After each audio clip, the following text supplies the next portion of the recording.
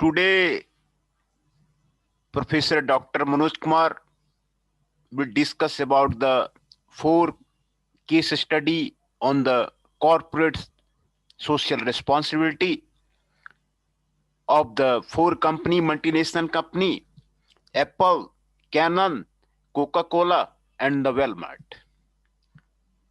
Through this research paper, he discuss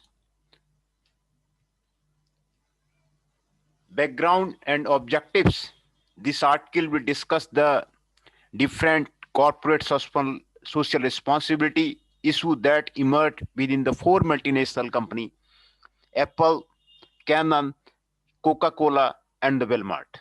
There is no clear definition of the CSR, corporate social responsibility. In corporate social responsibility, legal and semi-legal frameworks supporting CSR, Lamboy gives an overview of the several definitions of the CSR. The European Commission defines CSR as the responsibility of the enterprise for the impacts on the society. This is the definition which is the most suitable for the context of the article's research question, as this article will focus on the company from the US and Japan. The authors also provide an overview of the focus of the CSR from the US and the Japan perspective. The Japanese culture and the US culture is different from the Indian perspective, and here it is need to discuss about the Japanese culture and the US culture. In the US, there is no government regulation regarding the CSR or business best practices. Instead, according to finding, the Bennett American companies have a marked tendency to use codes of the conduct. The American CSR perspective could be described as following a principle-based approach which codes of the conduct and the prescribed value and principle which company members as a whole should aspire to follow. In contrast, Japanese companies prefer to focus on areas where the contribution can be statistically measured. Interest in social aspects of the CSR is significantly less pronounced than in other industrialized countries. In Japan, there are no specific provision regarding regulating CSR. However, the 1988 law that promotes a specific non-profit activity is of major significance in this context. Early notions of the CSR on an academic level can be tracked back to the 1960s. In 1991, Corol presented CSR as a multi-layer concept that consists of the 4 interrelated aspects of the economic, legal, ethical, and the philanthropic responsibility. Carroll proposed a pyramid that analyzes the dimensions of the CSR. It starts with economic responsibility. Companies are creating to provide goods and services to the public and to make a profit. This is the foundation upon which the other 3 responsibilities rest. The second layer consists of the legal responsibility of a company. The ethical responsibility are practices that have not been codified into the law. Societal members expect a company to do what is the right and fair. Lastly, at the top of the pyramid, company have a philanthropic responsibility. Business organizations are expected to be good corporate citizens and to improve the quality of the life. Multinational and their operations slowly began to be scrutinized by different segments of the society from the beginning of the 2000s.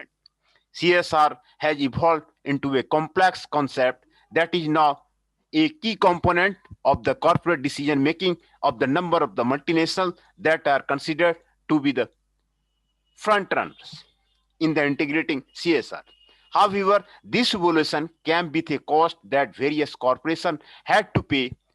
Campaign and public scandals involving issues ranging from the environmental pollution to the child labor and the racial discrimination resulted in the unwanted media attention. This raises the question of whether reputation damage is a main motivation behind the adoption of the CSR policy by a multinational. Due to the lack of the public regulation regarding corporate best practices in most countries, substantially reporting has become increasingly relevant, although there is no specific regulation of the CSR according to the Modernization Directive. Large companies are obliged to include financial and non-financial key performance indicator in their annual report. In this context, an annual report is considered a director's report. Together with the balance sheet and a profit and loss account, it represents the annual accounts. The annual report also includes information on environmental and employee matters. According to the Security Exchange Act of the 1934, the US Security and Exchange Commission requires public company to disclose the report on the certain types of the business and financial data to the SEC and the company's stockholder. The SEC has issued an interpretive release to guide US public company on the disclosure requirement related to the climate change. Transparency in the corporate practices seems desirable for the stakeholders. However, nowadays, leading multinational voluntarily prepare substantially report based on the Global Reporting Initiative GRI guidelines. The GRI guidelines are a set of the guidelines for businesses created to stimulate social responsible corporate behavior. The GRI was initiated in the 1997 by the UN Environmental Programme and CRESH. The GRI has developed reporting guidelines for companies to assist them in disclosing non-financial information about the way they pursue their activity. The guidelines address environmental and social conduct, but also include other subjects, e.g., corruption and the human rights. The article provides an overview of the 4 case studies regarding the different multinationals, namely Apple, Canon, Coca-Cola, and the Walmart. These companies have been involved in CSR conflict in the different areas. This article will investigate whether the conflicts have affected the CSR policy of these multinationals and whether the companies subsequently set concrete targets. Coca-Cola, for example, has set a target to reduce its overall carbon footprint by the 15% by 2020 compared to its 2007 baseline. 2 Dutch researchers, Alex van Jart and Professor Rob van Tudor of the Rotterdam Erasmus University, conducted a study into the civil society campaign. Their research showed that the company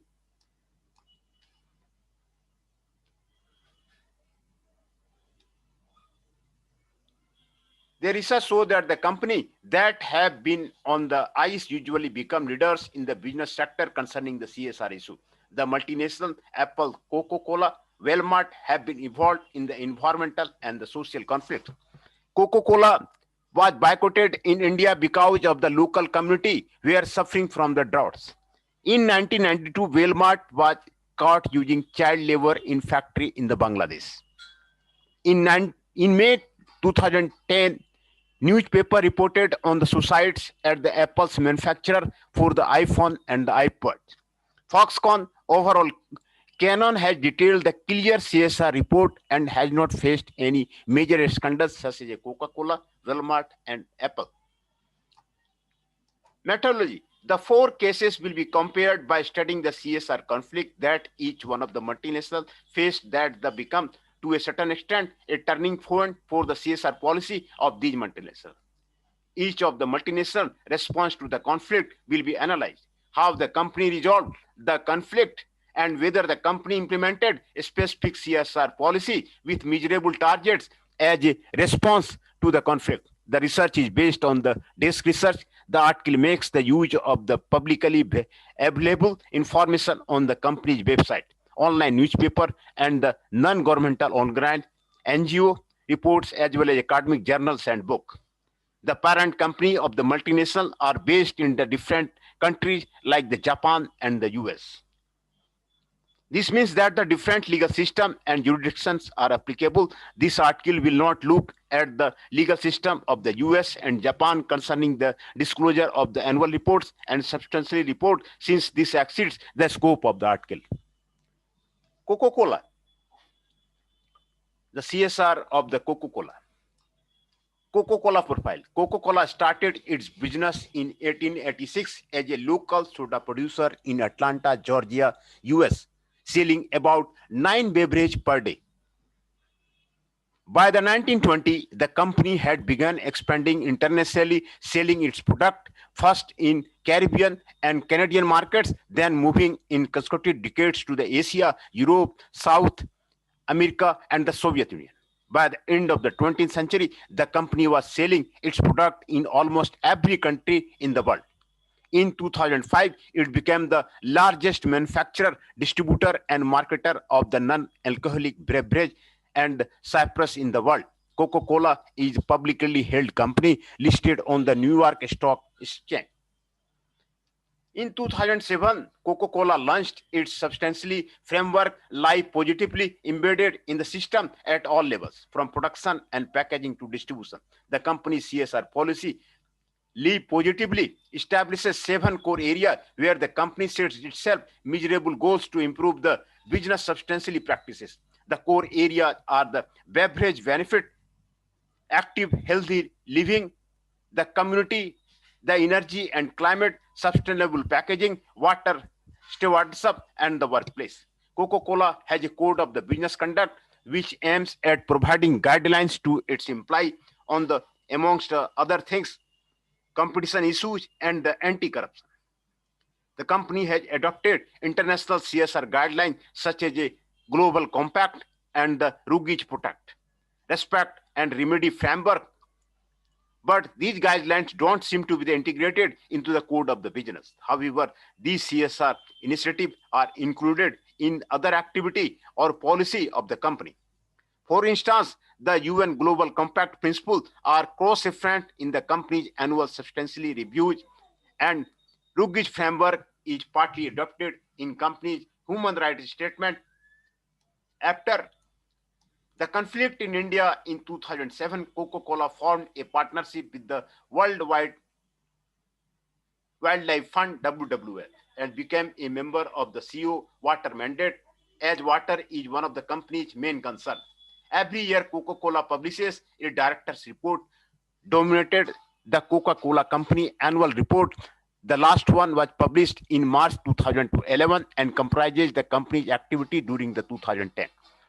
In this report, there is a small section dedicated to CSR, and it concludes a brief description of the initiative in community development and water preservation that the company has developed. Since 2001, Coca-Cola also annually publishes a separate report devoted to the CSR called the Coca-Cola Company Substantially Review.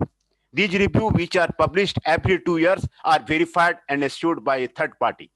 The substantially rating from a FIRA Substantially Limited, the verification provides moderate assurance on the reliability of the information reported by the Coca-Cola. Both reports, the annual company review and the substantially reports, the elaborated based on the GRI G3 guidelines, which were adopted by the company in 2001. Due to its relevance to the Coca-Cola's business, the company also annually reports on the progress of the Water Stewards Program targets. Coca-Cola's benefits. Several campaign demonstrates followed by the publication of report issued by the Indian NGO Center for Science and Environment in 2003. The report provided evidence of the presence of the pesticide to a level exceeding European standards in a sample of the dozen Coca-Cola and PepsiCo beverages sold in India. With that evidence at hand, the CSE called on the Indian government to implement legally enforceable water standard. The report gained ample public and media attention, resulting in almost immediate effects on the Coca-Cola revenue. The main allegation made by the NGO against Coca-Cola were that it sold products containing unacceptable levels of the pesticide. It extracted large amounts of the groundwater and it had polluted water sources. These conflicts will be discussed in the 2.3 and the 2.3. The presence of the pesticide. Regarding the allegation about the Coca-Cola beverage containing high level of the pesticide residue, the Indian government undertook various investigations. The government set up a joint committee to carry out its one target on the beverage, the taste also found the presence of the pesticide that failed to meet European standards, but they are still considered safe under local standard. Therefore, it was concluded that the Coca-Cola had not violated any national law. However, the Indian government acknowledged the need to adopt appropriate and enforceable standards for the carbonated beverage. In 2006, after almost 3 years of the ongoing allegation, the CSE published its second test on the Coca-Cola drinks, also resulting in a high content of the pesticide residued 24 times higher than the European Union standard, which were proposed by the Bureau of Indian Standard to be implemented in the India as well. CSE published this test to prove that nothing had changed, alleging that the stricter standards for carbonated drinks, other beverage had either then been lost in the committee or blocked by the powerful interest in the government. Finally, in 2008, an independent study undertaken by the Energy and Resources TERI ended the long-standing allegation by concluding that the water used in the Coca-Cola in India is free of pesticide. However, because the institute did not test the final product, other ingredients could have contained pesticide. Water pollution and the over-extraction of the groundwater. Coca-Cola was also accused of the causing water shortage in among other areas. The community of the Pachida in Kerala, South India. In addition, Coca-Cola was accused of the water pollution by the discharging wastewater into fields and rivers surrounding Coca-Cola plants in the same community. Groundwater and soil were polluted to an extent that Indian Public Health Authority saw the need to post sign around wells and hand pumps advising the community that the water was unfit for the human consumption. In 2000, the company established its production operation in the Pachimada. Local people claimed that they started experiencing water scarcity soon after the operation began. The state government initiated proceeding against the Coca-Cola in 2003.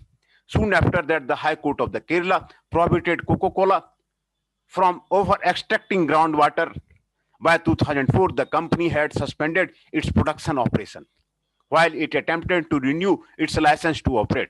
Coca-Cola argued that the patterns of the decreasing rainfall were the main cause of the drought condition experienced in the area. After a long judicial procedure and ongoing demonstration, the company succeeded in obtaining the license renewal to resume its operation. In 2006, Coca-Cola's successful re-establishment of operation was reversed when the government of Kerala banned the manufacture and sale of the Coca-Cola products in Kerala on the ground that it was unsafe due to its high content of the pesticide.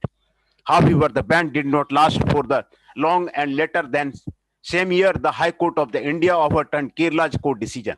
More recently, in March 2010, a state government panel recommended fining Coca-Cola's Indian subsidiary a total of the 200 million because of the damage caused of the water and the soil in Kerala. Also, a special committee in charge of the looking into claims by the community members affected by the water pollution was set up. The long legal procedure against the Indian government that the Coca-Cola had to face were not the only consequence of the conflict. The brand suffered a great loss of the consumer trust and the reputational damage in the India and abroad. In India, there was an overall sales of the drop of the 14% within 2 weeks after the release of the 2000 CSE report. The impact in the annual sales will decline of the 15% in overall sales in 2003. In comparison to the prior annual growth rate of the 25-30%, the highly publicized conflict in India also caught the attention of the consumer in the United States. After a series of demonstrations by the students who joined two activity group in the US, 10 American university temporarily stopped selling Coca-Cola products at their campus facility. Coca-Cola CR policy conflict. 2 years before the water conflict in the India in 2003, Coca-Cola adopted the GRI guidelines and started reporting on substantially. By 2003, the company had already experienced a few CSR-related conflicts in other parts of the world. However, none of them had the grave consequence of a loss of trust in the company and its product by consumers and the public in general. According to Prijan and Malhotra, the main reason why this controversy ended so badly for the Coca-Cola lies in its response to the problem. Coca-Cola denied having produced beverage containing the elevated level of the pesticide as well as having overexploited and polluted water resources. By denying all claims and trying to prove its integrity instead of demonstrating concern towards the situation, Coca-Cola failed to regain consumers' trust. The Indian politician viewed Coca-Cola as a corporate villain who cared more about the profits than the public health. In comparison, previous conflicts experienced by the company in the US and the Belgium were better handled because it included stakeholder engagement in its strategy. It appears that the company became aware of its mistake after the controversy had been ongoing for a couple of years. In 2000, Jeff Sebright, Coca-Cola's vice president of the environment and water resources, recognized that the company had adequately handled the controversy. He acknowledged that the local community perception of their operation matter and that for the company having goodwill in the community is an important thing. Although Coca-Cola still denies most of the allegations. The reputational damage experienced after the controversy in India pushed Coca-Cola to take damage control measures.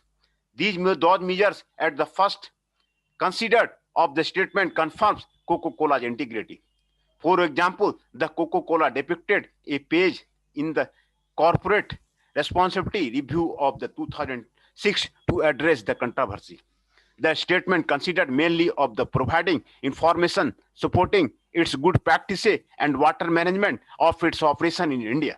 But this statement did little in combat declining sales and increasing losses exceeding investment. Coca-Cola gradually changed its strategy to include damage control measures and address the Indian community grievances. In 2008, the company published its first environmental performance report on the operations in India, which covered activity from 2004 to 2007. It also created the Coca-Cola India Foundation, Andana, which works with the local community and NGO to address the local water problem. But perhaps the most outstanding change of the strategy by Coca-Cola consisted launching various community water projects in India. An example in the rainwater harvesting project, where Coca-Cola's operation partnered with the Central Groundwater Authority, the state groundwater boards, NGO, and the community to address water scarcity and depleting the groundwater levels through rainwater harvesting technique across 7 states in India. These techniques consist mainly of collecting and storing rainwater while preventing its evaporation and runoff for its efficient utilization and the conservation. The idea behind this is to capture large quantity of the good quality water that could otherwise go to waste by returning to the ecosystem and the water used in the operation in India through the water harvesting. The company expected that this project could eventually turn the company into a net zero of the groundwater by 2009. In the 2012 Water Stewardship and Replenishment Report, Coca-Cola stated that its operation in India have achieved full balance between the groundwater used in the beverage production and that replenished to nature and community ahead of the global target. It appears that the controversy in India was a learning experience for the company and that it motivated the company to adopt more proactive CSR policy on a global scale that focuses on the water management. In June 2007, Coca-Cola implemented a water stewardship program and committed itself to reduce its operational water footprint and to offset the water used in company's products through the locally relevant projects. To achieve these commitments, Coca-Cola established 3 measurable objectives. Reducing water used by improving water efficiency by 20% over 2004 levels by the 2012. The latest data available from 2000 shows a 16% improvement over the 2004 baseline. Recycling water through the wastewater treatment and rupturing all water used in manufacturing process to environment at a level that supports the aquatic life and agriculture by the end of the 2010. By September 2011, the progress observed concerning this target was 96%. Replenishing water used by the offsetting the liters of the water used in the finished beverage by the 2000 through local projects that support community and the nature. Currently, Coca-Cola reports that it holds a global portfolio of the 386 community water partnership for the community-based replenishment project. By 2011, about 35% of the water used in the finished beverage was the replenished. It is noteworthy that the Coca-Cola publishes, in addition and separate to the substantially report, an annual water report. In this report, the company publishes a statement of and the progress in its water initiative. Some of the assessments are made by the Global Environment and Technology Foundation, an American NGO experienced in facilitating the creation of the public-private partnership. Also in 2007, Coca-Cola entered into a partnership with the WWF. Its core objectives are increasing understanding on the watersheds and water cycles to improve Coca-Cola's water usage, working with the local community in the various locations worldwide and developing a common framework to preserve water sources. Finally, also in the same year, company became a member of the Public-Private Initiative CO Water Mandate, which is a public-private initiative that assists company in the development, implementation, and disclosure of the water sensitive policy and the practice.